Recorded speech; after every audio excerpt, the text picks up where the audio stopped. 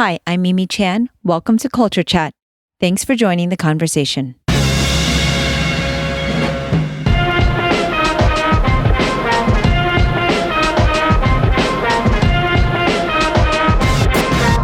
the final episode of 2020.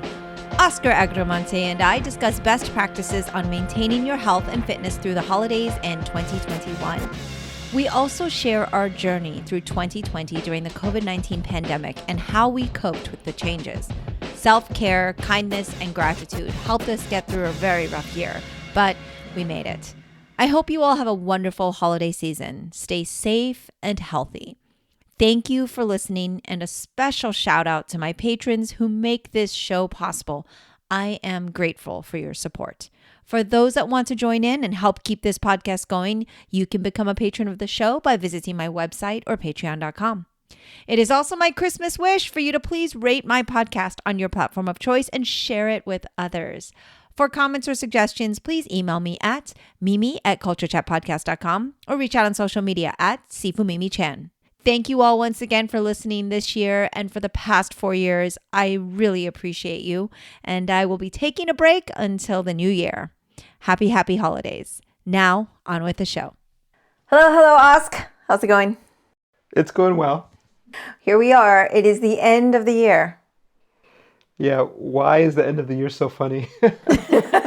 It's called delirium, really. It's 2020. We are recording this on December 21st. So really there's like a 10-day countdown. And you and I typically don't really see December 31st to January 1st is a completely different year, though. We don't really kind of recognize that it's this huge, we're all turning over a new leaf type of thing. Like, we really just try to stay consistent through the year. Try, I think, is the biggest thing there. Yes, I don't. Well, what do we do on December 31st other than maybe stay up a little later? We usually try. We try to make it to midnight. Try to make it to midnight.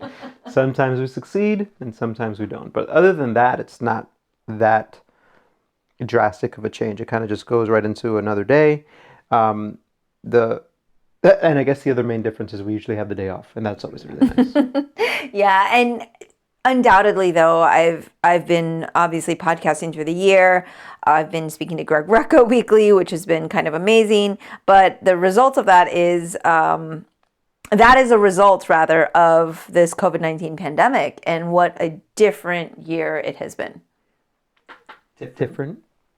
Yeah, it's been a little different. Yeah, 2020 has been a little different.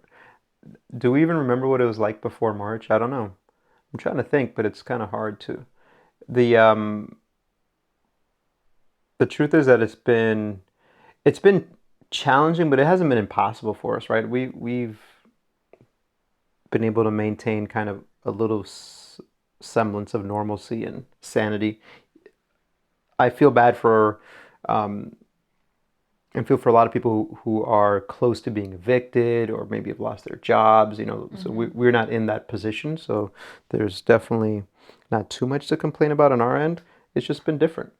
I don't know what else to say. Just different. It's a weird year. Yeah. And, without stating the obvious, that COVID-19 has put the world kind of upside down. And back in March when this was all spiraling, we just really couldn't even have imagined the impact that it truly would have. Even though if you think about every pandemic movie that's happened and every, dystopian futuristic outlook, it kind of started out in the way this year kind of began, with the news stations all saying around the world, this virus is sweeping. And the good news is, it's not really playing out like those movies. Those movies, there's always just like this major catastrophe. Literally, like, there's just all this crazy stuff happening to where, whoever has to save the day saves the day. And in this case, it's our scientists. But I think that there were so many things in looking back over the year that did represent that, with the protests, with the social and racial unrest, with just a lot of things just kind of heightening and like bubbling over. But at the same time, this is like kind of the first year I am kind of going, okay, I'm ready for a new year now. I'm ready for this to be done and for us to move forward. So for me, this is a different year in that I am looking forward to 2021, seeing more people who have taken the vaccine and having that be a success, rooting for that success and our health and continuing to keep improving lives, but also maintaining the life that we've been able to push through and have throughout this crazy year. Yeah, I guess I do agree with that as far as I'm looking forward to turning the corner or the light at the end of the tunnel. And it may not be, oh, 2021, it's a new year. It's a brand new, fresh start. It's more of, to me, I look at it as 2021. At some point in 2021, we'll see we would have really turned that corner. And maybe it'll be more closer to the end of the year. Like it could be another close to a year of something very similar, but there is this feeling of progress and hope. And it was shared by one of your students who is a nurse who shared that in the hospital, that there's this buzz there, when they're getting the shots for the vaccine for COVID-19, and just this sense of hope and excitement, and it starts there, and hopefully it'll trickle down to the rest of us. Yeah, yeah. And now as moving forward, as we start to see it actually work, I think that's where people are going to really start to root for it, feel a little bit less apprehensive. And, we, neither of us are medical professionals or scientists, but, I've been trying to stay in tune with and up to date with, all of those things, and want to be on the side of science, as leery and as worrisome as it is at first. It is still one of those things that I'm so totally rooting for, and looking at it and going, well, look, every top professional, epidemiologist, like vaccine pro in the world has been working on this. Like lots of things have been on hold, I think, because this has been such a top priority, and all the funding and everything that has been going towards this makes me feel more comfortable. Also knowing that it's not like they started from ground zero. There's been coronavirus strands before. There's been vaccines for it before. It's not like they just had to come up with this brand new thing. They just had to completely improve upon to tackle this. But at the same time, I was really scared kind of at first, but as time goes on, hearing more people's experiences as well as trying to understand more about it, it's made me feel a lot better. Like a lot of people say, would you take it? Yeah, I would take it when it's and especially because by the time it comes around to my population of like my age and health and whatnot, it also would have been out for a little bit. But if I was in the profession where I was a frontline worker, I would take it, of course. Right? You have to trust in something, and yeah, Oscar, you have to trust in something. something. Come on, people, trust in something. But like you said, this is not something that's just completely.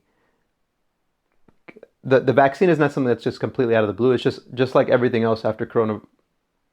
It's just expedited, right? In the same way that the way that people work from home has been expedited, has been just like fast forwarded to where there was this huge migration of people working from the office to working from home.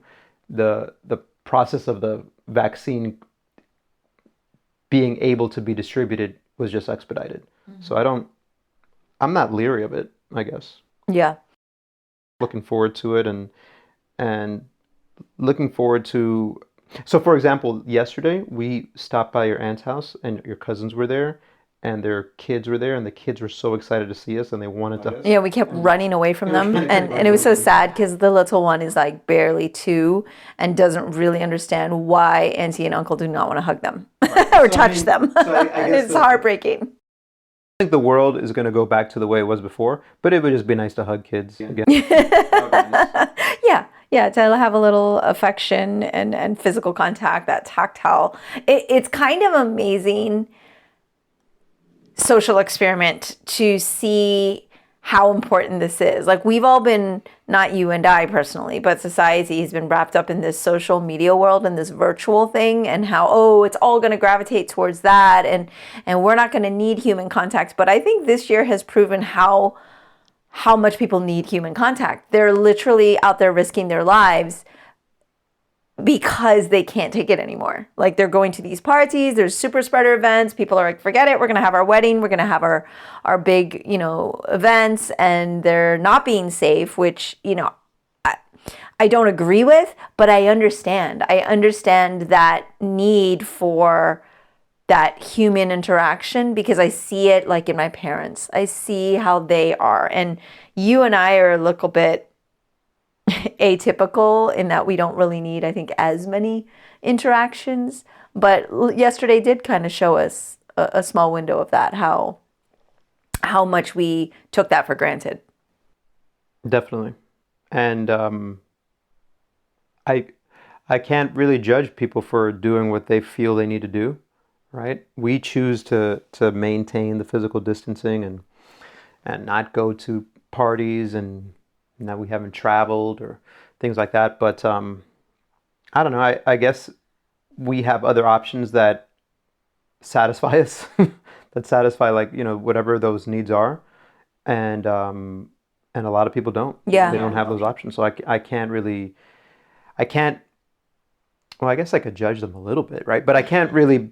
Like you said, I can understand where they're coming from. Well, to kind of put that a little bit in perspective. So, no, we can't judge people for the choices. However, it then becomes their responsibility to let others know, hey, I went to this thing. I was out in public. I went to an event with no mask. We were all hanging out. And then to make sure that there's a responsibility of allowing other people to have awareness, so that then they have choices, whether they want to stay away from you or not, versus, because if you're putting yourself at risk, that's one thing. But when you go to put other people at risk, that's a different story. I think that becomes a bit more on the selfish side, in my opinion. So, but let's talk a little bit, like, we're not scientists or medical professionals. That's not our area of expertise. But one thing that we can talk about competently, I hope, is our health and fitness realm. And New Year, holiday time, it just happened yesterday, where we had a really safe, socially distanced outdoor thing, masks on, and you and I were at, and I hear, oh, it's the holidays, so I can eat whatever I want, and I'll just deal with it in the new year. But you and I know that doesn't ever happen, right? So anybody who, it rarely happens. So this is the thing I think we break down as, we don't like that whole, well, we'll just wait till New Year to fix this thing, or we will wait till New Year to eat better, or, oh, it's the holidays, so I can have whatever I want. And not that you shouldn't enjoy your holidays, but I'd love for you to kind of talk us through that concept of what you kind of encourage your clients to do. Because of course you don't say, hey, only eat salad for the next 10 days, no holiday cookies, but like we have to live. But I think there's a great balance and a mindset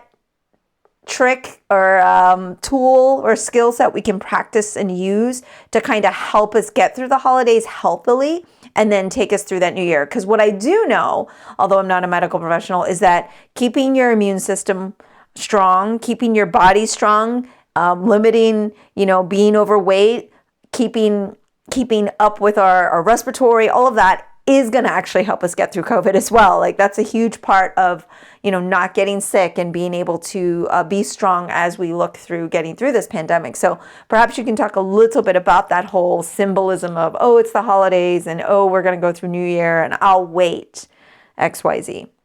Yeah, it's a good point. I think the concept is that we all have this mentality of, let's start something to improve our health and fitness, but at this point. Or we've started something, but now I'm just going to hit pause just for now, and then I'm going to restart. And I think that, which was defined in this great article by Precision Nutrition about the pause button mentality and how it's ruining your health,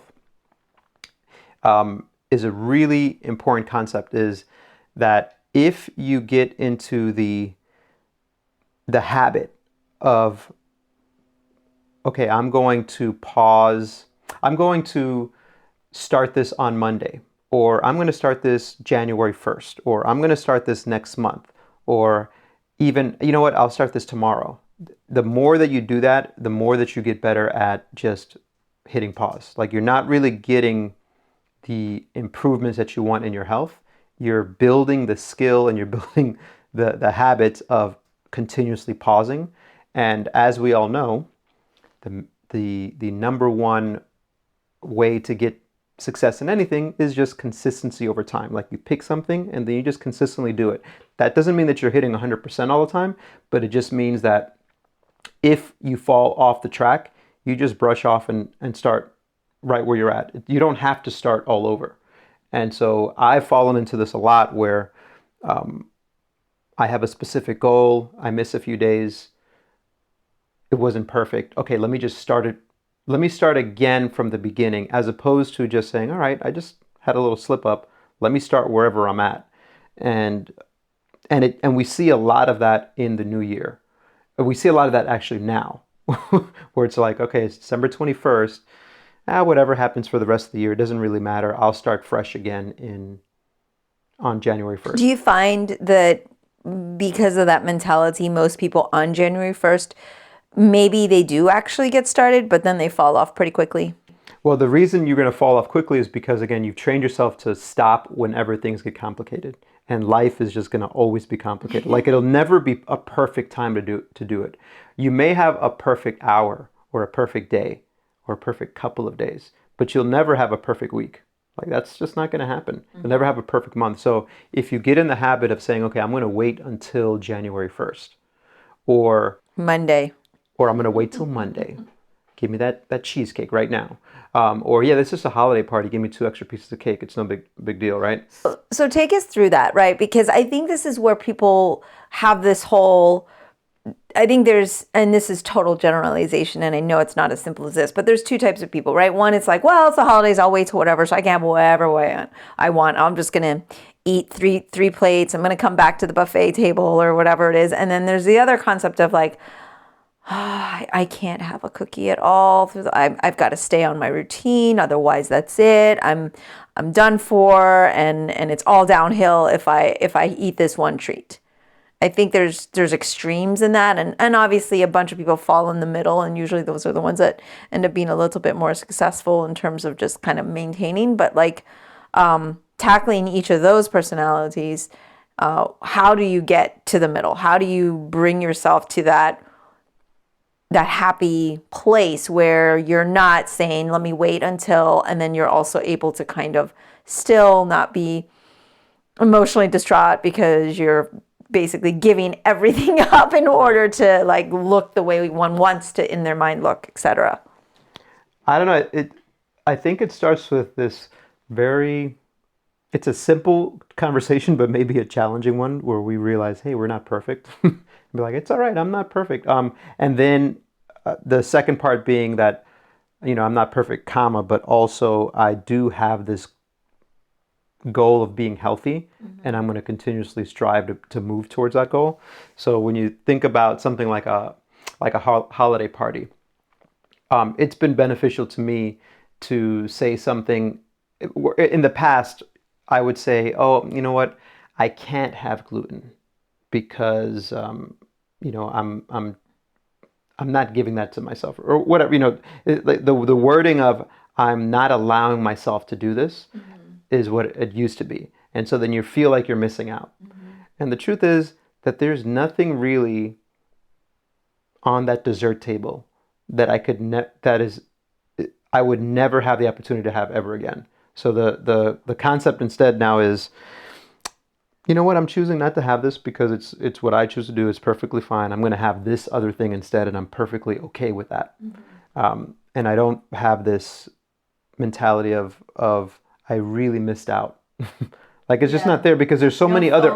Yeah, there's none of that anymore because there's so many other things that I eat that are tasty, that are savory, that are sweet, that are healthier options, quote unquote healthier options. So I don't have that feeling of missing out. And then the second part is that if I do happen to have something which a certain diet says you shouldn't have, it's okay. It's not the end of the world. Like there's nothing wrong with someone giving you a whole cookie and you just having a bite and saying, you know what, I think I'm good with that. I had my taste and that's good enough. Like it doesn't have to be, well, I just had this bite. What the hell? I'm going to have the whole box. And and I think in the past, I would like personally, I would do that, right? I would be like, you know what? I had one. Then I'm going to have five. It's no big deal. I'll start again tomorrow. And so that mentality, unfortunately, it doesn't just go towards it doesn't just negatively impact your health, it negatively impacts your entire life because anything that you want to do, as soon as you run into an obstacle, you're going to say, oh, you know what, the conditions aren't perfect, so I can't really do it the best that I can. So I'm going to pause now until the conditions are perfect. And again, the conditions will never be perfect. Like, what's going to be different next time? That's going to make you change it. You have to build the skill to either say, well, I'm going to continue on this path that I'm on, or build the skill where you talk to yourself and say, it's all right, I just slipped up. I'm not gonna start all over. I'm gonna keep going. And we're talking specifically food nutrition right now, which of course is the number one for people that want to maybe have fat loss, lose weight, actually make physical changes. But a big one also that this same mentality affects, of course, is the exercise and actually physically doing things. It works exactly the same way. Is that correct? Yeah, and that's another thing. It's like if you some people want the perfect training program for them, and again, life isn't perfect. Life doesn't have like pause buttons. Life's going to keep going. So my recommendation for someone who is looking to get back to fitness after a long break is to look at the most challenging, most difficult day of their week and try to see where would they fit fitness, health, proper nutrition there.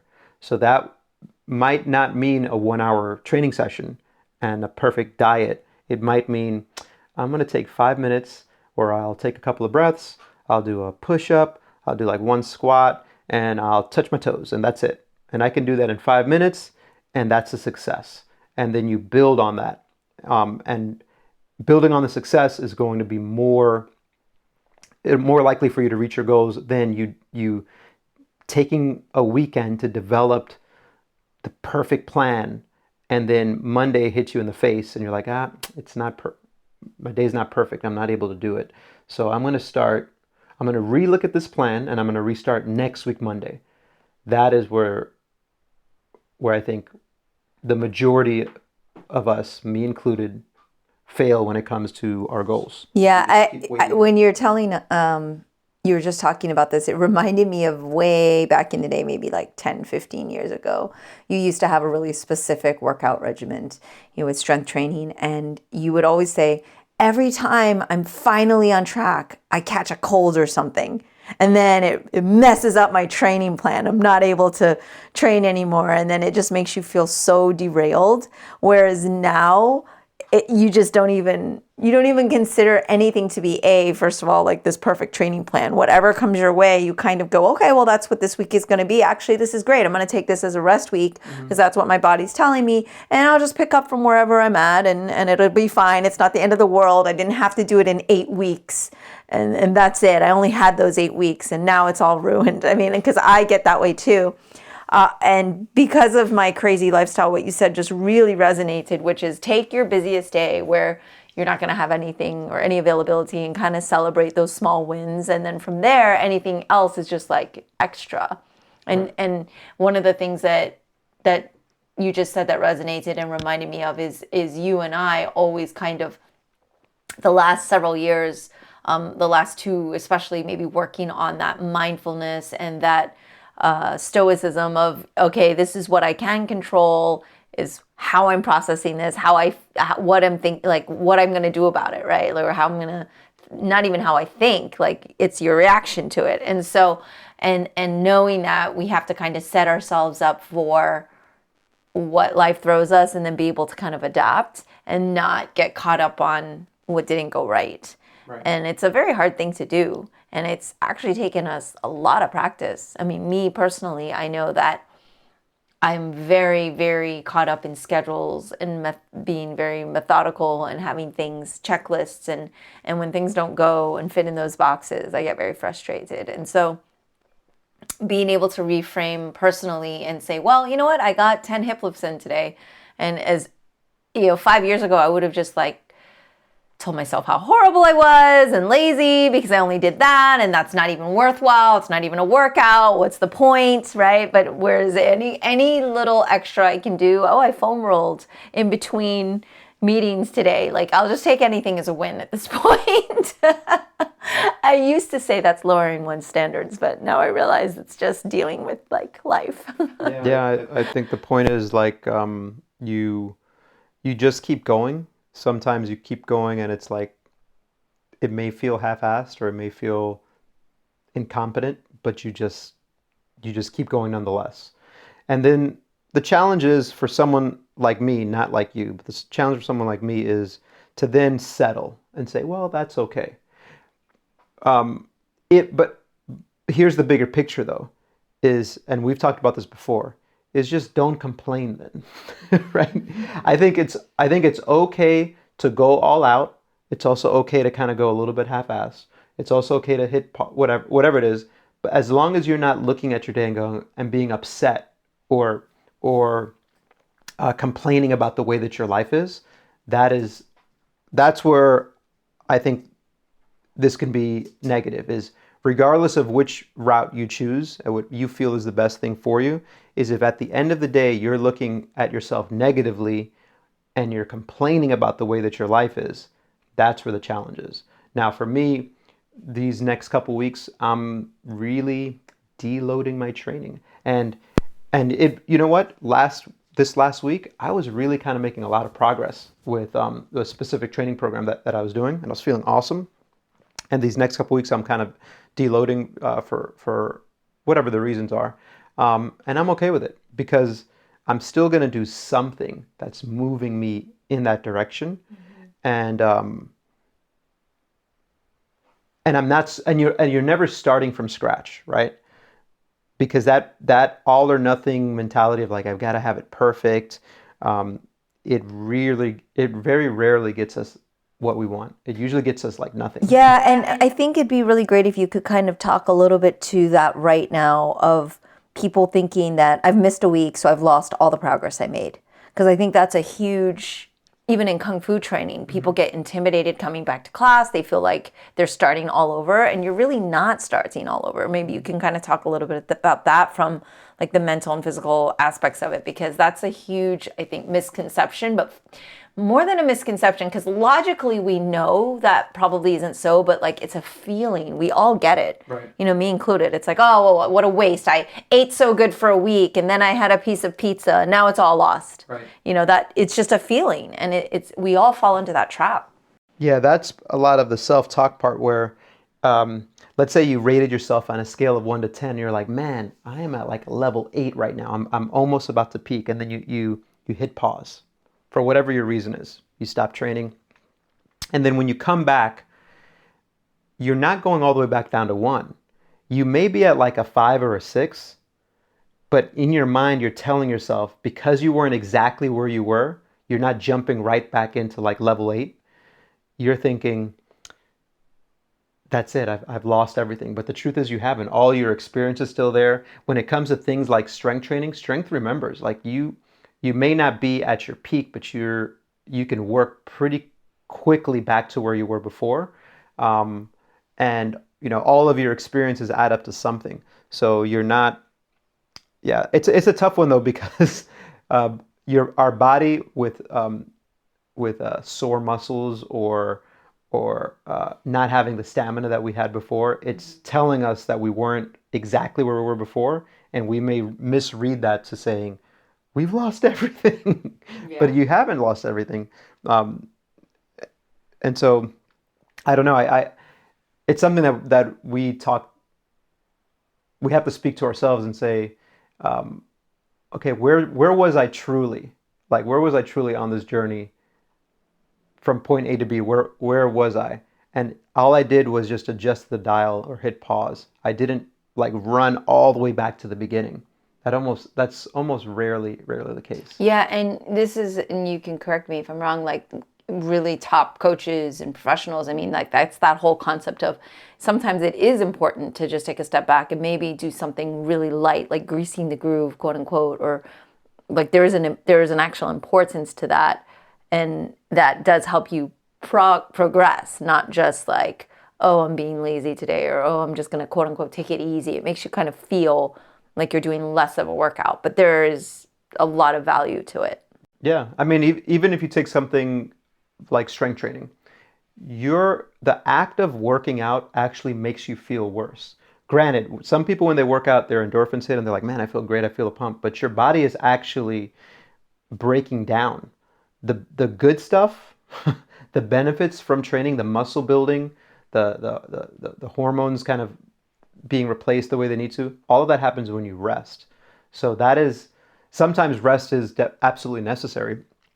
Um, I think again, just to bring back that point of the challenge being of you're trying to reach a certain goal and you completely hit pause, remembering that, or maybe reframing it to, I haven't hit pause, I've just turned down the dial of my intensity. And that's okay because I can crank back the intensity when the timing is right. Yeah. And you know, so we all look towards having a healthier 2021, whether it's through COVID or eating better or working out. But I mean, it's really been a hard year for a lot of people, and they haven't had any of that motivation to get back into any sort of training or physical activity. And for those of you listening, you know, you're not alone there. It's been very mentally draining. There's been so much going on, from just the fear of COVID-19, the election year, all the politics, all the racial unrest, like the civil unrest, and the racial injustice. And I myself have had weeks where I've been just so angry, have had to do complete detoxes on any media intake, and just like the mental toll it takes. And so if you are listening and you've felt like you've completely quote unquote fallen off and you can't get back up, like we are turning that corner. I really do finally feel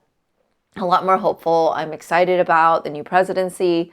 I'm excited about having people in office that care about the position they're in, like the environment and just like education and all these different things. I feel like we are really on a path towards positivity, and I think hopefully other people see it that way as well. But the mental toll, I think, is what we just kind of have a harder time forgiving ourselves for, and not because it's not really a tangible thing, you know. And so, you know, I've always encouraged people to, you know, seek out therapy, find meditation, find something that really centers you and gives you kind of that mental support that we all honestly have needed. I think if you're fortunate like Oscar and I to live with someone that you love and care about and don't mind spending 24 hours a day with, then that's been a great support system. Like that works for us. But a lot of people, I think, need kind of other ways to find ways to kind of get that mental self-care. And so we talked about the food and nutrition. We talked a little bit about the physical activity, which all of those things actually cross over, right? They all kind of go hand in hand. And for sure, your mental or perhaps spiritual, however you want to categorize that, I think it's something that we all just want to kind of take a look at and make sure that we're mindful of, that forgiving ourselves and telling ourselves it's okay if we didn't meet the standards or goals or intentions of what we wanted to do this year, because we were just all really thrown off. I mean, you and I think, are fortunate because we're in positions where we are leaders and we run fitness center, and we run a kung fu school, a tai chi, a martial arts facility where, you know, we want to just help other people. And that just propelled us forward into being able to kind of just not even hit the pause button. We hit the fast forward button. I mean, I was running around like crazy from March till now. I feel exhausted. And I'm going to be honest, there's been a repercussion to that. I am burnt out. I am tired. I'm going to take like a few days to rejuvenate though. And I'm taking that for myself. And I need that. I think otherwise I would definitely crash and burn. So, those who are feeling overwhelmed, you're definitely not alone. It sounds like we are like, oh, we're all good here. Everything's great. We're go, go, go. And it is true. I put on a good game face, but I will not lie. There's definitely been moments, and a lot of my conversations with Greg Rocco, we would definitely talk about that. We've had some tough weeks, but in all, fortunate to have this outlet, fortunate to have people to support us, and we encourage everybody out there to find that thing and don't try to tackle all of it at once, whether it's your nutrition or your fitness or your mental health, and but definitely practice self-care. And so, Oscar, what would you say this year was the way that you practiced the most self-care? Um, that's a good question. So I also have had, because when you're training people, you have to be the strength for them. So I really enjoy training my clients at Control Your Health, but it does have this. There's a physical and an emotional toll that it takes from you because you have to be kind of the anchor for them, and so when you're if you have mental health issues, please get professional help because there's so many avenues for that now. Especially this is one of the benefits of technology, right? Like you can get um, um, Telehealth. telehealth, which is amazing. But if that's not your choice, if you're going through something, I think it's okay to tell yourself, "Hey, I'm going to process this in my own way."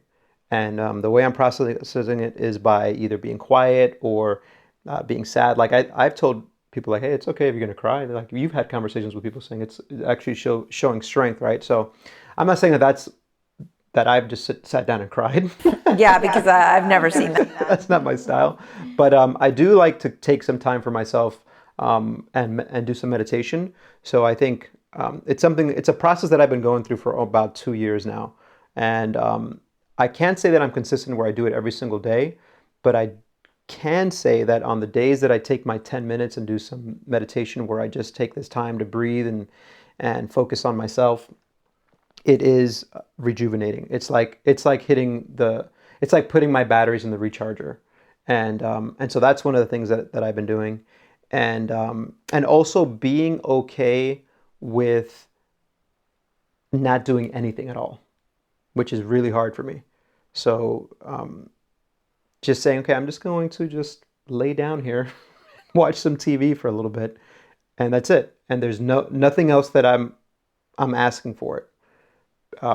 So those have been a couple of things that I've done, and not feeling, just not feeling bad because that's what I decided to do.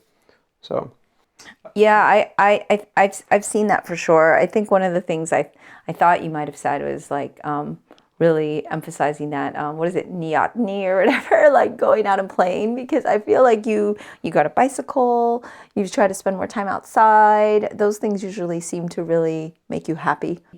you know what? That is true. Like it's funny because I haven't done that for a few days, so it's like out of sight, out of mind. But this year, I spent a lot of time outside. You got a monkey I got a bars. monkey bar set. I learned how to juggle. I got a bicycle, and there's some days where I'm like, it's like in between classes, I only have an hour, and what I probably should be doing, quote unquote, should be doing is like, oh, let me work on this program, but instead I'll say, you know what, I'm gonna go ride my bike for 30 minutes. I'll be back, and it's awesome. Yeah, I do love that. Spending a little bit more time outdoors is kind of meditative, and it's part of my holistic approach to health.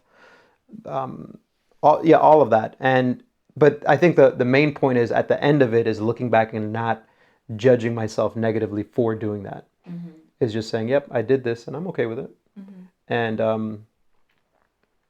and I know that when it comes to the time that I spend when I'm training people, that I'm giving them 100% at that time. Yeah. And so that the time that I spend riding my bike for 30 minutes or learning how to juggle, it may not benefit my business as far as like growing my business, but it benefits my health and it benefits my business because I'm able to then have the energy to give my clients, my people 100% when I train them.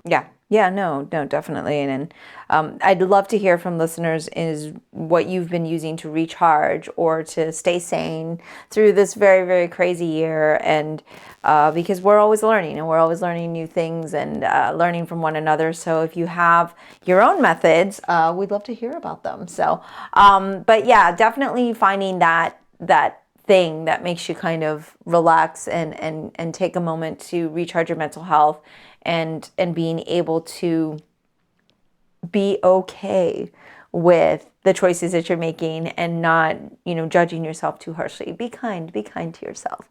I sent out holiday cards, e-cards, of course, because, that's I like to say it's like our environmental initiative, but it's probably just because I'm really lazy.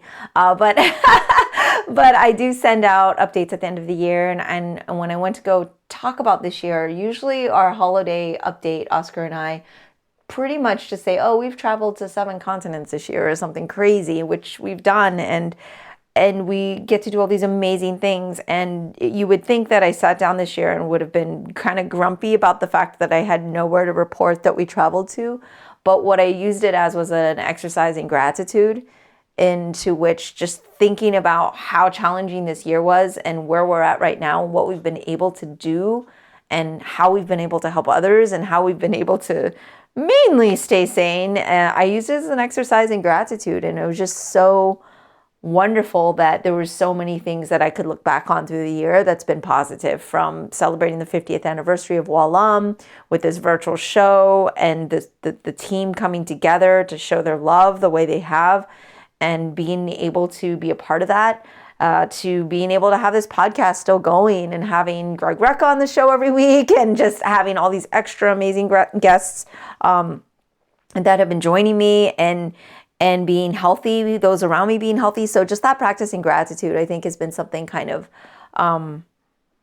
grounding for me and always able to kind of bring me back to or out of any sort of, mild depressive states or having depression or being upset. So I used it as a practicing gratitude, and just that this year we really tried to be kind to ourselves, because that's something that I constantly work on, because I'm very big on pushing myself. So I urge all of you to also be kind to yourselves and hopefully stay healthy through the holidays and 2021, and that it's going to be just an amazing turning of the corner and being able to kind of get through some of these more challenging times, which I know we've all had. So thank you, listeners. This is the last official episode of the year. I will be posting some really awesome best of rebroadcasts through the next few weeks, and as I take that time for myself and work on my self-care,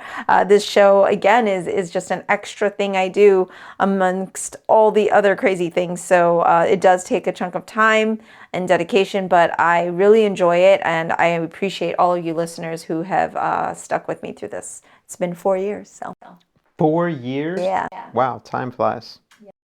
So, all right, Oscar, my favorite co-host, thank you so much for joining me today. And listeners, thank you all for a wonderful 2020.